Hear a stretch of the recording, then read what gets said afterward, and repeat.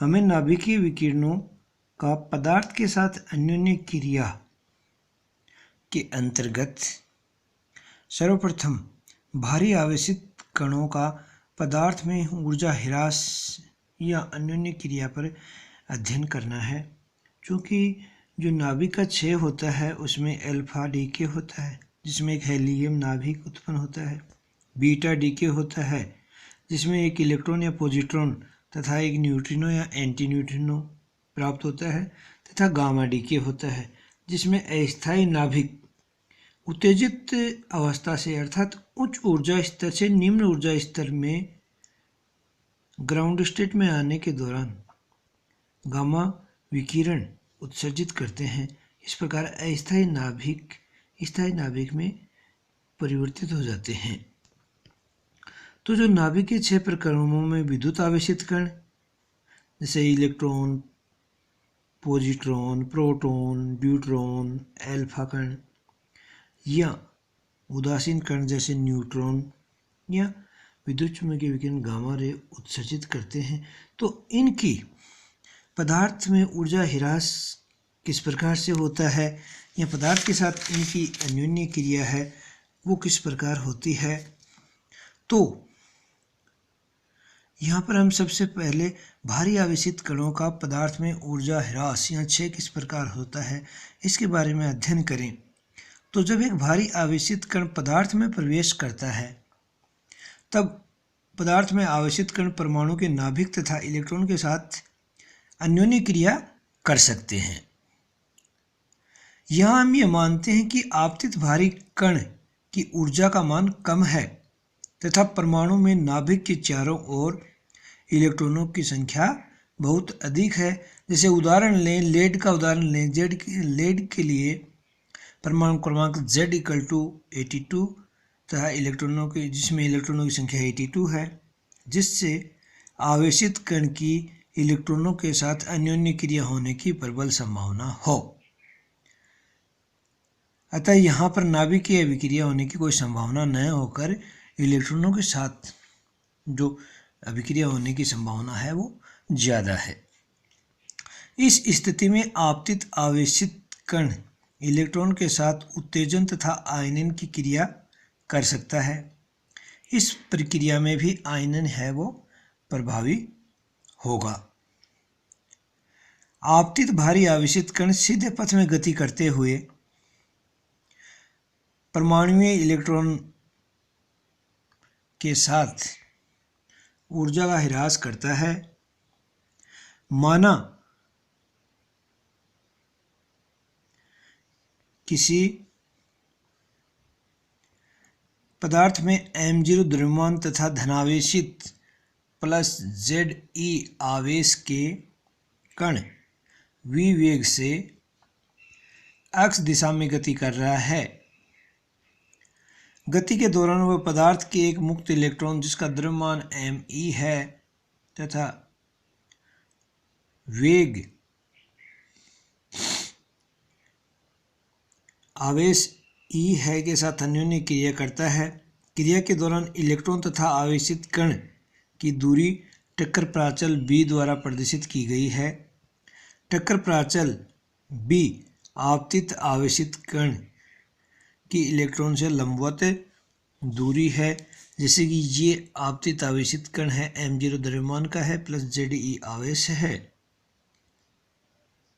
तथा ये कोई इलेक्ट्रॉन है, इसका द्रव्यमान me है।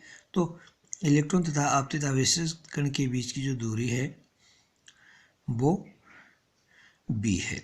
यहाँ हमने एक खोखला बेलन की कल्पना की है जिसकी लंबाई dx है, मोटाई इसकी db है और इसकी आंतरिक त्रिज्या है वो b है। तो माना किसी क्षण पर Ze तथा यानी कि जो आपतित आवेश था धनावेश प्लस Ze तथा इलेक्ट्रॉन के बीच की दूरी r है। तो कूलाम के नियम के अनुसार भारी आवेशित कण के कारण इलेक्ट्रॉन पर जो बल लगेगा F वो होगा Ze²/4πε0r² r कैप। अब यदि ग्राफिकली हम देखें, इनके घटकों का वियोजन करें तो ये पॉइंट हमने लिया बी एक्स एक्सिस पे, ये पॉइंट वाई एक्स, ये वाई एक्सिस है, ये पॉइंट सी है और ये कोई पॉइंट ए है। तो सी पॉइंट पर इलेक्ट्रॉन है,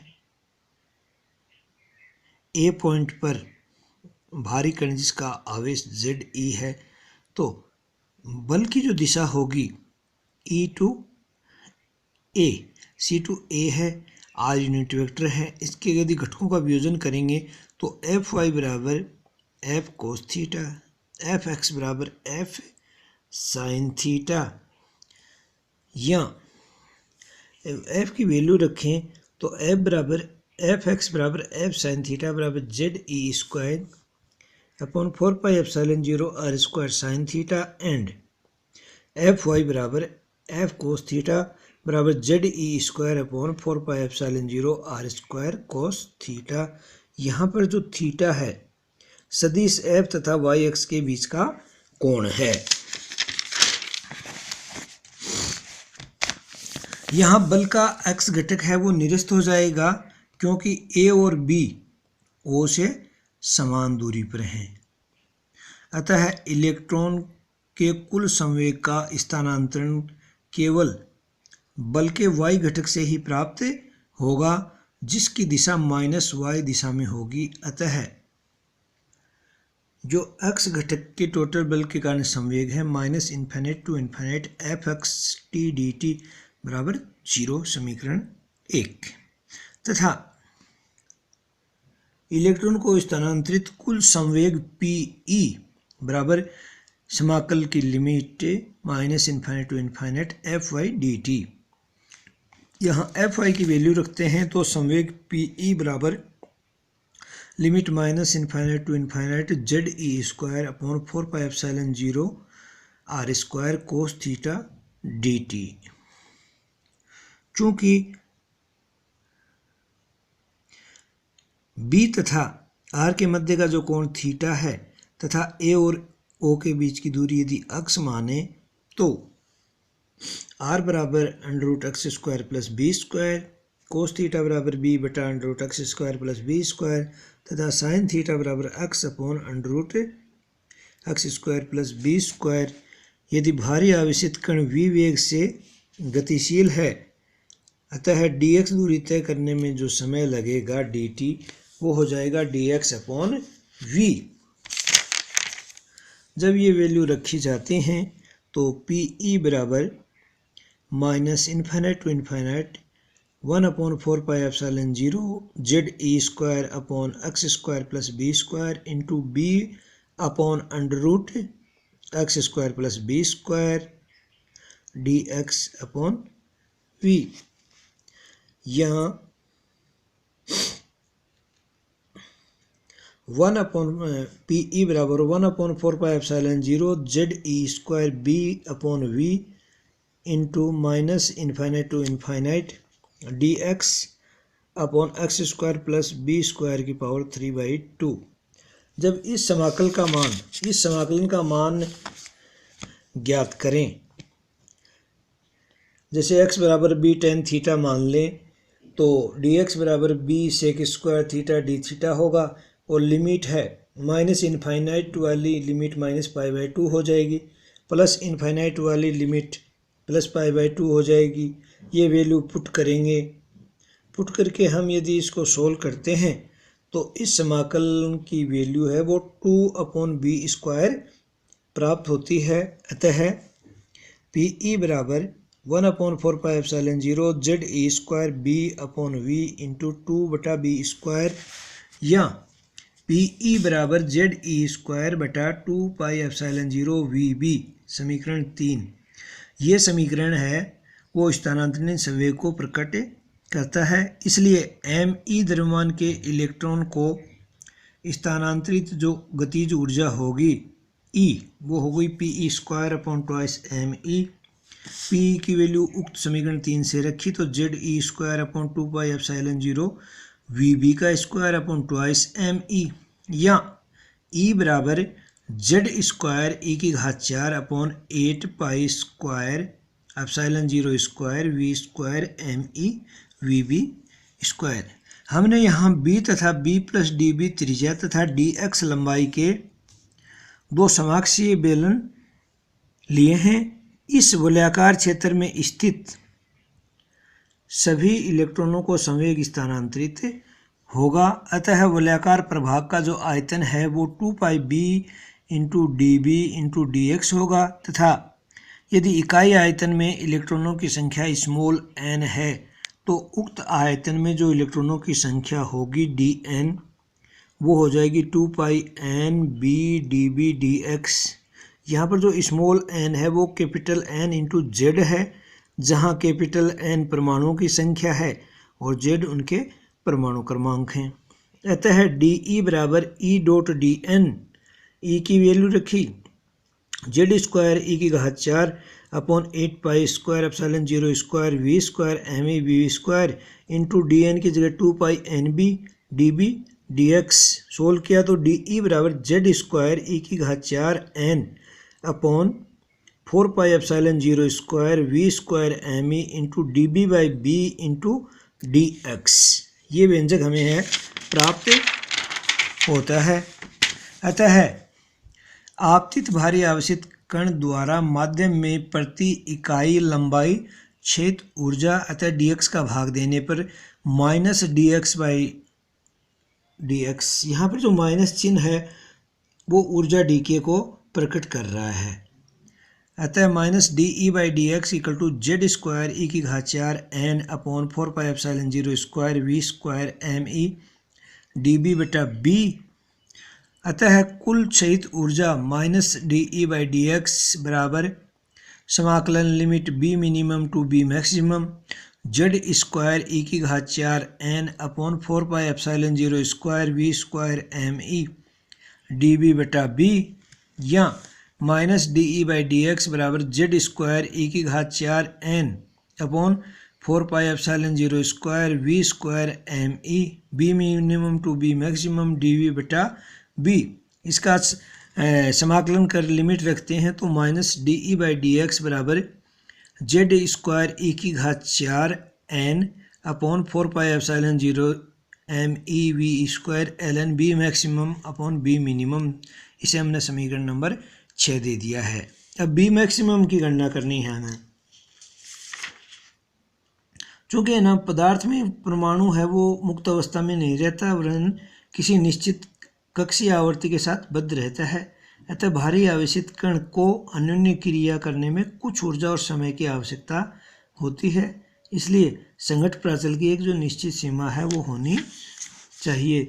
तो बी मैक्सिमम की गणना करें तो आपतित आवेशित कण इलेक्ट्रॉन के साथ अन्योन्य क्रिया में लगा समय कक्ष में बद्ध इलेक्ट्रॉन के समय अंतराल टो बराबर 1/ν से कम होना चाहिए। यहाँ पर न्यू है उसकी आवर्ती है।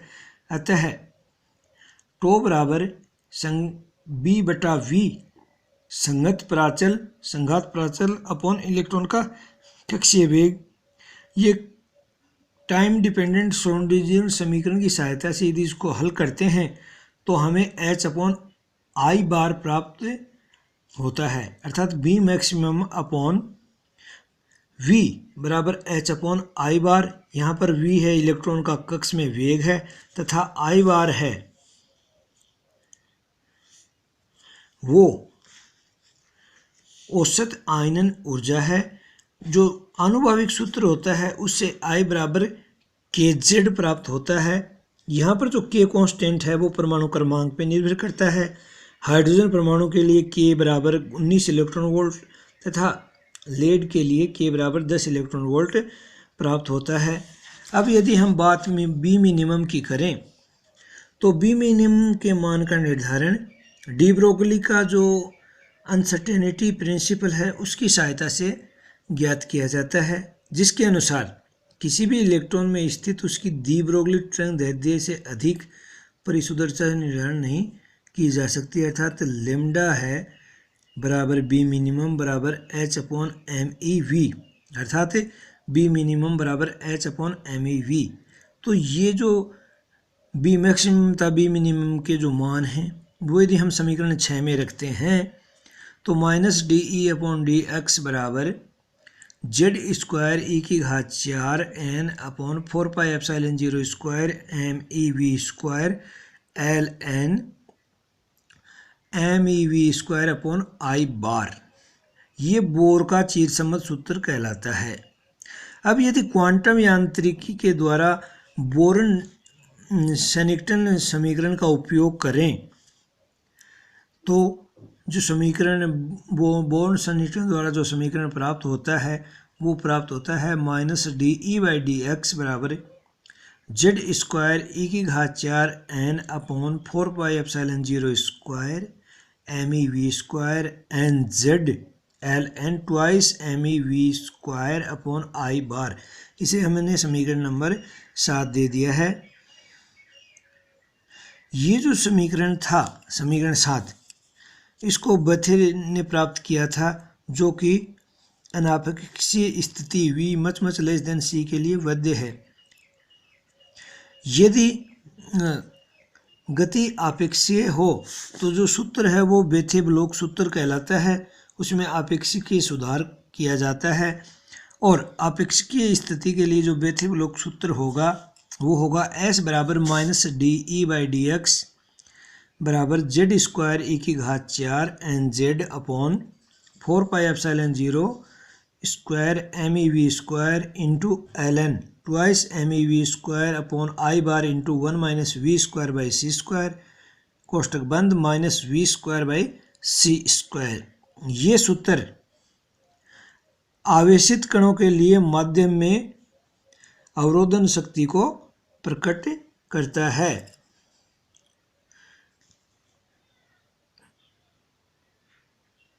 यदि समीकरण 8 की बात करें तो minus D E by D X है वो proportional to small Z square है, minus D E by D X proportional to capital Z है तथा minus D E upon D X proportional to 1 by V square प्राप्त होता है। अर्थात यदि कण धीमी गति से जा रहा है तो ऊर्जा ह्रास ज़्यादा होगा, तीव्र गति से जाएगा तो ऊर्जा ह्रास है वो कम होता है। समीकरण 6 हमने जो लिखा था उसके लिए minus D E by D X proportional to E प्राप्त हुआ था, बट समीकरण 8 के लिए minus D E upon D X E के प्रोपोर्शनल नहीं होता है।